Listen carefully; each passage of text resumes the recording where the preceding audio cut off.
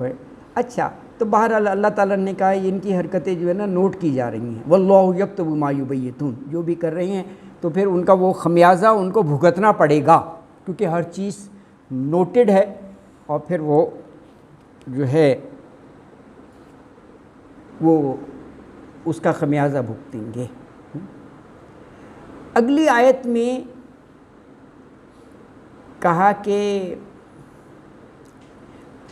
افلا یتدبرون القرآن ولو کان من عند غیر اللہ لوجدوا فیہ اختلافا کثیرا. افلا 3 لفظ ہیں، حمزہ فا اور لا. حمزہ حرف استفہام ہوتا ہے نا، کیا پھر نہیں یتدبرون، وہ تدبر کرتے، تفکر کرتے، غور و خوض کرتے القرآن، قرآن پر. آگے دیکھیں کتنی خوبصورت دلیل دی ہے. کہا کہ ولو کانا من عند غیر اللہ، ولو اور اگر کانا ہوتا، یعنی یہ قرآن من عند غیر اللہ، غیر اللہ کی طرف سے، یعنی اللہ کی طرف سے نہ ہوتا، اللہ کی طرف سے، تو لوجدوا فیہ، تو وجدہ یجدو ہوتا ہے پانا، تو لوجدو ضرور پاتے فیہ، اس میں یعنی قرآن میں، اختلافاً کثیرا، ہاں کثرت سے اختلاف. اللہ اکبر، کثرت سے اختلاف ہے نا جی. یعنی دیکھیں یہ بہت بڑی دلیل ہے قرآن کی منزل من اللہ ہونے کی.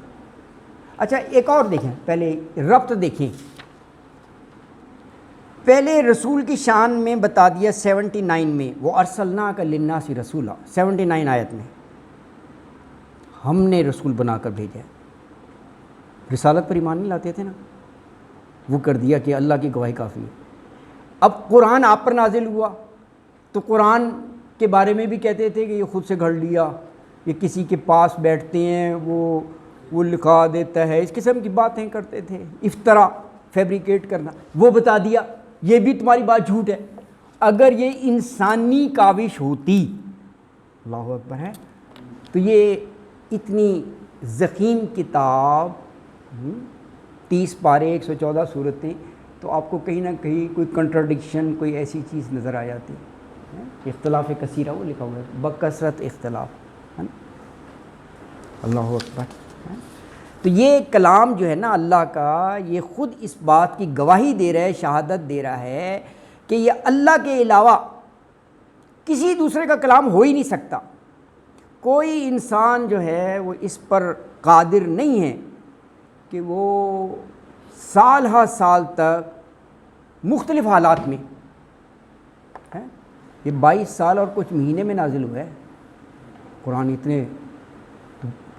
کتنے یعنی ڈفرینٹ سرکمسٹانسز جو ہیں وقوع پذیر ہوئے، کن کن مختلف حالات میں آیات نازل ہوئیں، مختلف حالات میں، مختلف مواقع پر، مختلف مضامین پر آیات نازل ہوئیں. تو یہ یعنی انسان تو ایسا نہیں کر سکتا نا کہ وہ اتنا یعنی 22-23 سال کے پیریڈ میں وہ مختلف جگہ پر، مختلف حالات میں، مختلف ٹاپکس پر وہ تقریریں کرتا رہے، اور اول سے آخر تک ساری تقریریں جو ہے نا، خطبات، وہ ہوموجینیس ہوں، کہیں بھی ذرا برابر بھی فرق نہ ہو، ذرا برابر بھی بالکل جسے کہتے ہیں نا یک رنگ متناسب مجموعہ. یہ ہو ہی نہیں سکتا. یہ اللہ ہی کا کلام ہے، اس کا کوئی جز دوسرے جز سے متصادم نہیں ہے، ذرا برابر. اور یہ اسی لیے کہ یہ متکلم کا شہکار ہے، اور متکلم خود ایک عظیم ذات ہے. متکلم یعنی اللہ تعالیٰ کی ذات ہے نا جی. اللہ اکبر. تو یہ دلیل ہے ایک بہت بڑی قرآن کے صادق ہونے کی ہے نا جی.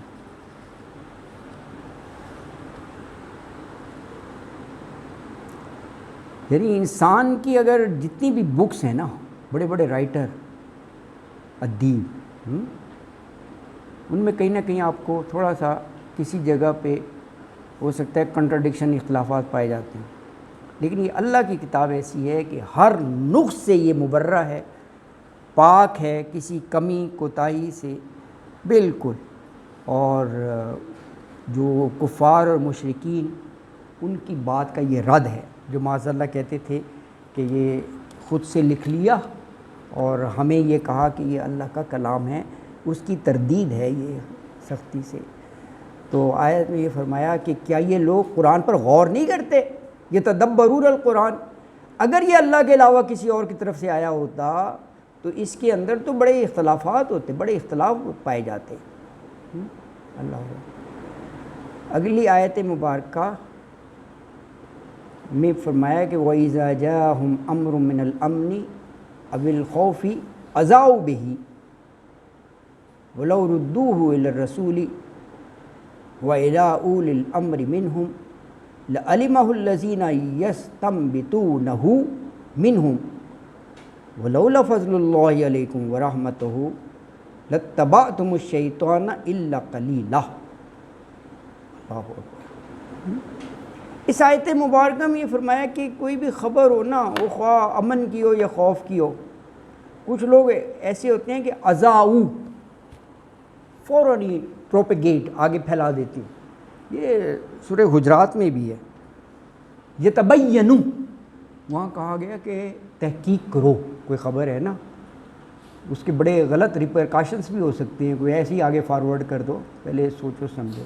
تو یہاں بھی ان کا یہی تھا، تو وہ کہتے ہیں اگر اس کی بجائے وہ رسول کی طرف یا اس وقت جو با اختیار لوگ ہیں ان کی طرف وہ اس کو پہلے بھیجتے اور اس کو ویریفائی کرتے وہ زیادہ بہتر تھا، ہے نا جی۔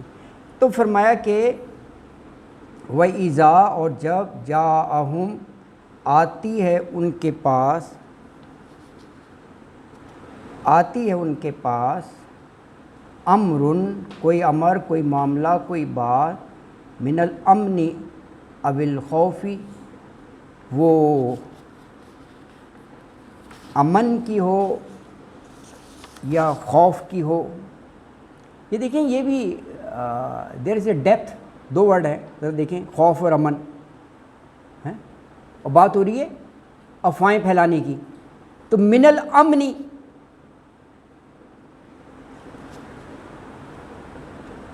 یہ کیا موٹیو پیچھے اس کے؟ امن۔ اب یہ یعنی کبھی کوئی چالاک دشمن جو ہے وہ کسی واقعی خطرے کو، جو ایکچول خطرہ ہے، اس کو چھپانے کے لیے کہے سب اچھا ہے، کوئی ڈرنے کی، کوئی پریشانی کی ضرورت نہیں، سب اچھی کی آواز لگا دے جان بوجھ کر، کیوں؟ تاکہ دوسرا جو ہے نا غفلت میں پڑ جائے، اپنا ڈیفینس کر ہی نہ سکے۔ امن کی ہے نا، وہ بالکل غفلت میں ہو کہ اس نے کہا یار بتا دیا انہوں نے، کوئی خطرے کی بات ہی نہیں ہے، کوئی خوف ہی نہیں ہے، تو وہ اپنا وہ ڈیفینس نہیں کر سکے گا، غفلت میں مبتلا ہو جائے گا۔ اچھا، اب دوسرا کہا ہے اول خوفی، اس کا الٹ خوف۔ خوف یہ کہ خطرے کی بے بنیاد، خطرہ نہیں ہے، بے بنیاد، جیسے کہتے ہیں نا مبالغہ آمیزی، وہ اطلاعیں پھیلانا تاکہ پینک ہو جائے، پریشانی ہو جائے کہ ہو اتنا بڑا آ رہا ہے ڈینجر، پریشانی پھیل جائے۔ تو یہ ایکچولی یہ اس دور میں جو حالات تھے نا، یہ اس مناسبت سے بھی ہے، ہر طرف جو ہے وہ ایسے ہی حالات بنے ہوئے تھے خوف و ہراس کے نا، تو یہ اس طرح کی خبریں پھیلانا اور وہ ہے۔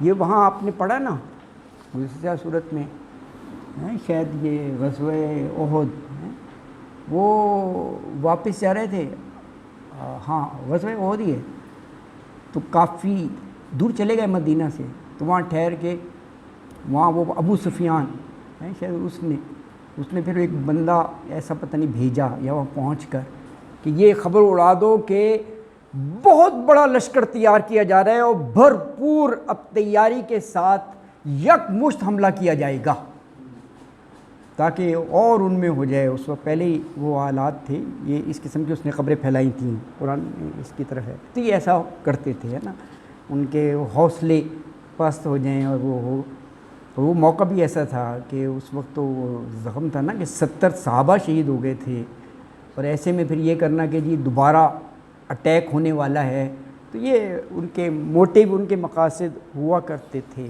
ہے نا جی۔ تو کہا کہ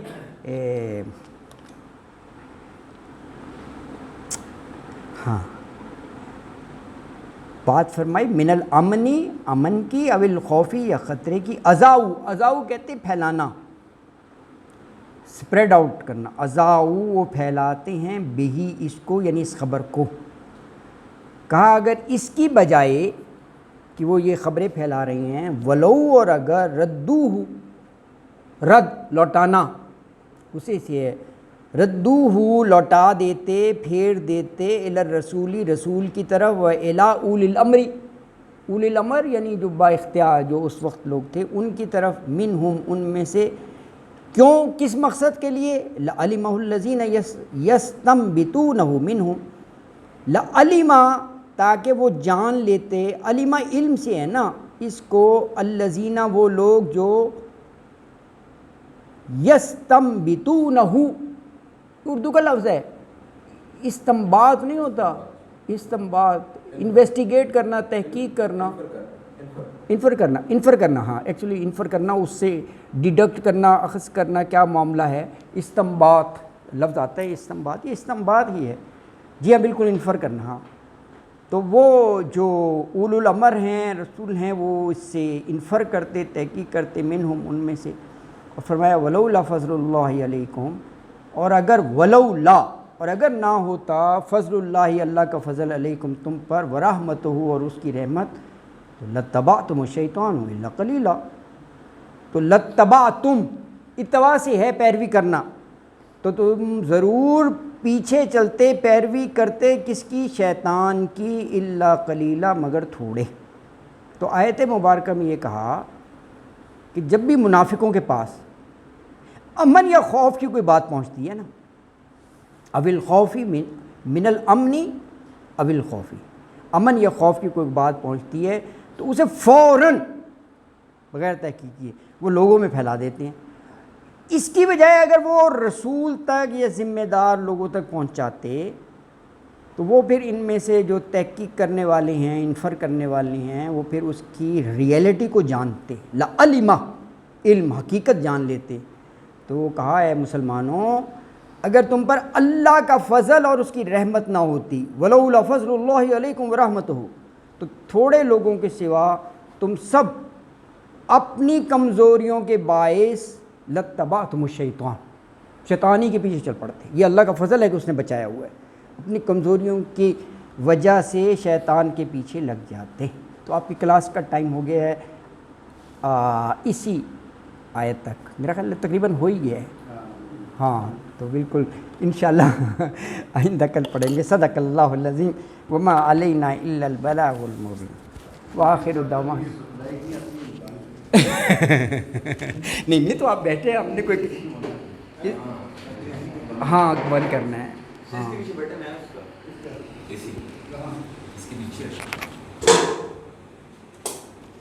اچھا اچھا گڈ یار، یہ تو ہمیں پتہ ہی نہیں تھا، ہاں واقعی یہ نہیں ہے، ہمیں نہیں پتہ تھا۔ جب بھی ہیں فارم میں اور ٹھیک ٹھاک ہے، صحیح ہے۔